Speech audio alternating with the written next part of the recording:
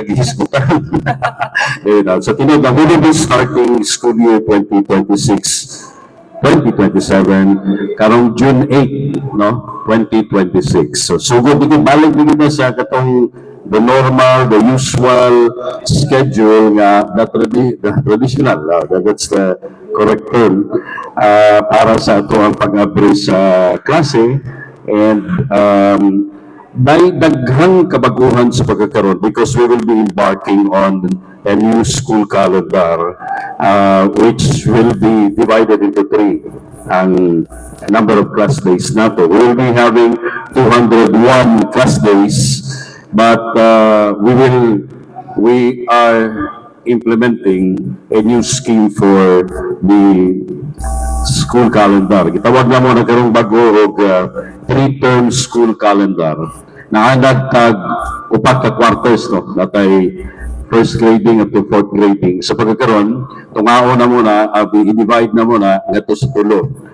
Ang division would be natay kanang gitawag nga opening block, napay katong gitawag nga instructional block, o napay gitawag nga closing block.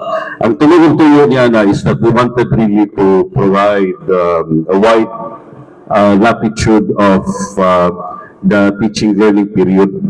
Dili na mo gusto karon nga mahasol pag maayo katong adlaw para sa pagkatuon sa tuwang mga kabataan. In fact, ang isa sa mga baguan kung naay mga activities, himuon ang activities outside of the class hours. Yun na mo gustong ilabtan siya. Palpalya ng buwan ng wika, nutrition, pwede na lang gano'n na siyang itudlo direkta, basta part sa curriculum. Pero kung gusto gid nila nga mag-activity niya na, himuon nilang activity outside of the class hours. Pwedeng hapon, pwedeng weekday, weekends, that will be dependent sa school. But it must be covered with appropriate, say, pagpahibalo nato sa mga ginikanan. Just to really give you the real picture of how are we going to defend and ensure nga kanabitang ang pagtudlo sa mga kabataan, focus kayo diha. By the way, gisulti na ko pagganina, magsugot tag June 8, 2026, matapos ko tag April 8, 2027. Ang school year 26-27 will be comprised of 201 days. 201 kaadlaw ka na siya. O gusto na mong ihatag yun sa bata din ha. Ang mahitabo karon is that we will be dividing the school period with 3 terms, no? Natay term 1, term 2, term 3. Ang term 1 will be composed of 69 days. Sa 69 kaadlaw, unya ang kadtong opening term ni ana mudagad lang pipila kaadlaw, pero ang instructional period kinmuli panahon sa pagtudlo sa mga bata na walay dili pwedeng maghilabot will be comprised of 55 class days. 55, that's for the term 1. And then ang term 2, langkuban o 56 ka class days para sa katong instructional period. That will comprise also of 65 days all in all for term 2. For term 3, ang bunlon panahon sa focus sa pagtudlo will be 57 days. Why maghilabot nila? Why activities nga paghimuon kundi tudlo lang tanan, but the entire term will be 67 days, total of which is 201 days. Pero kini militar na mo para sa tanang public school sa tibuok Pilipinas starting karong June 8. With respect dito sa private schools, well, they have the option to adopt this or not. I do not know for the next school year kasi wata kabalo, no? Kung ipa-implementar na ba tanan o dili. But sa pagkakaroon, public school lang sa para klaro, and then private schools na ay option kung i-implementar nila o dili. Tumulong tuyo para mas mahatagan o taas na panahon ang pagtudlo sa mga bata. Now, kung naay kalamidad, then we can shift to alternative learning modalities. But ang importante is magpadayon gyapon ng klase. But lang ha, kung we cannot question the wisdom of the secretary nga nung i-implement niya. Pwede ba siya maka-affect sa learning sa mga students if we are more, if they are more bombarded with lectures than other activities? Okay, first and foremost, this is not only the thinking of one person. This is actually a product of a careful study planned out by very learned individuals headed by the Secretary of Education. And second, sa question nga mas maapektuhan na hinoon ang instructional time, no? Kining pagtudlo sa mga kabataan, we are saying the otherwise. Nakita ganina mo karon being educators also, na the moment that we will protect, ang tawag na mo is, this is a protected period. We will protect the so-called instructional block, kining oras para sa mga bata o mga magtutudlo, dili makawang ang panahon sa pagkaton nila. In fact,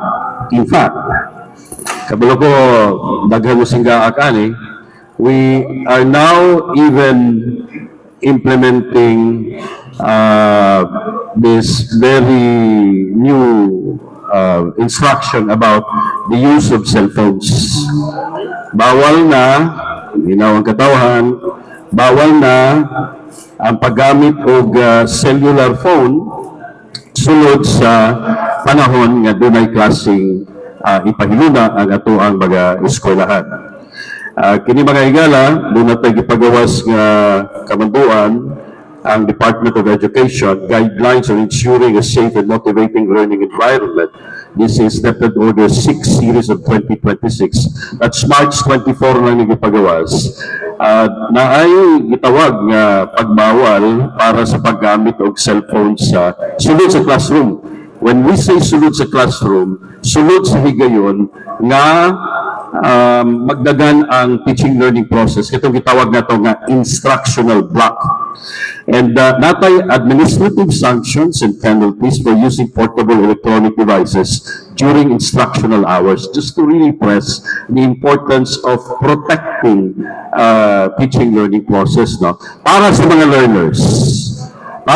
learners, ang first offense will be temporary confiscation of your portable electronic devices. So, dili lang yung cellphones, masiguro sa pwede din ha, no? And pero ibalik siya, return at the end of the period. Say for example, sa English, nakitaan ka sa imuhang teacher o paggamit o gadget or cellular phone. Say for example, it confiscate na sa imuha from your possession, but it will be returned after the said subject. So, susunod subject, ibalik mo sa imuha. That's for the first offense. And then, there will be a documentation. Naami ka ng confiscation slip na ihatag na to sa mga teachers para mo gamitin nila para sa proseso. Now, that will be for the first offense. Second offense will be temporary confiscation of the portable electronic device and ibalik siya at the end of class hours. So kung na-confiscate panalitan sa subject na mathematics, ganahitabo sa buntag or sa hapon, at the end of class hours, pag human sa adlaw tingtungha, the whole kuha na ba ang tibok subjects natapos ng klase, niya pa ibalik ang cellphone. Then, again, documentation. Unya, kining second offense na, amuan ang pahibaw ng ginikanan, nanay parental notice, pinagi sa formal communication, aron mahibaw ang ginikanan, kabahin ini mga insidente. Now, natay third offense para sa mga bata. Third and succeeding offense or offenses. Confiscation of portable electronic device that will be deposited at the office of the school head or the principal. I-deposit na. And then second, documentation. And then, ibalik ang portable electronic device. Human lamang nga ang ginikanan na mao'y mo retrieve ani. So kinahanglan na present sa ginikanan ay magkuha din na bata. Then, naanang imposition of proper disciplinary action.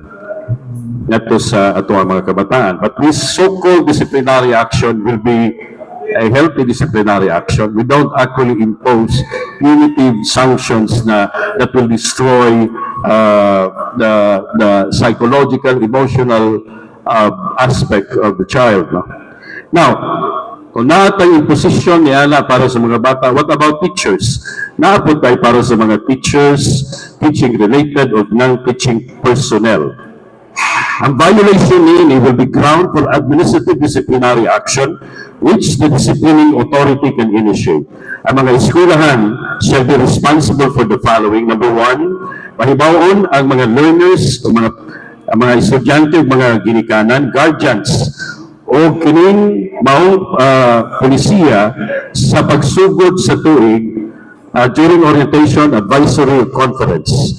I-implementa ang makaangayon nga technical or organizational measures to ensure the security and confidentiality of the learners, personally identifiable information, prevent unauthorized use, access, or disclosure, and ensure that the personally identifiable information is used solely for the stated purpose.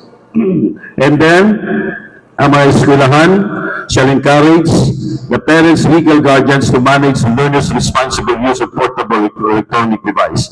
Labaw na po ng mga teachers, bawal na po sa ilaha, sometimes nagpudlo, nga magamit o cellphone or any gadget. Pero after class hours, after the subject, pwede kayo. Karon ang pangutana, i-confiscate ba sa school ang talang cellphone o gadget samtang wa pa magsugod ng klase? Wala na gimension sa ato ang polisiya. Napaghihapon siya sa posisyon sa mga bata o sa mga magtutudlo. Ang paggamit lang during those period nga gibawal ang kinahanglan dili mahitabo. So pasabot ani wala dili na pwede ma-content ang wala may mga teachers na dapat maka-content sa ilahang klase. Diba? Like Naabot ni kanunay pahimango sa to ang mga magtutudlo kay ang kanunay rason is naga-TikTok man ni sir, naga-content man ni sir during our vacant period. Pero ang kanunay namang tubag din is Diyos na to pagkasiguro na dunay nga nahitabo na during your vacant period or during your lunch period. Much better nga di ka na lang good mag-TikTok o mag-content diha sa sulod sa eskwelahan. You do it in the home or anywhere else. But don't do it at school. Kaya there is always this great thinking and likelihood and probability that people really will think nga you're doing it while you're performing your job, which is really a huge no-no in terms of the delivery of service. Tapos sir, implementation. Hindi lang ta sa concern lang po about sa learning sa mga learners. It's because naman po, di ba, sa ato ang sa theory na to sa multiple intelligences, maybe kaning bombarded kita with lectures and then dili ma-explore sa kuan sa mga bata kung asa ilahang strength especially in learning. So, unsa ba ni You might be referring to learning styles. Yeah. Learning styles. Because the learners come into, say, visual, auditory, kinesthetic, and we can combine all these three in one particular individual. Ang sistema sa pagtudlo namo, whether public or private schools, ang mga teachers are trained really to respond to all of these learning styles of our children. That's why namin gitawag a practical work approach. Ang practical work approach will not only dwell and focus and center and spotlight on those who are visual learners, but they can also spotlight on the kinesthetics o sa mga auditories. Like, sa pagpadagan man sa klase, dili man lang pwede sige ka nag-lecture because you're only responding to the auditory learners. Dapat napod kay mga itawag nga ipakita.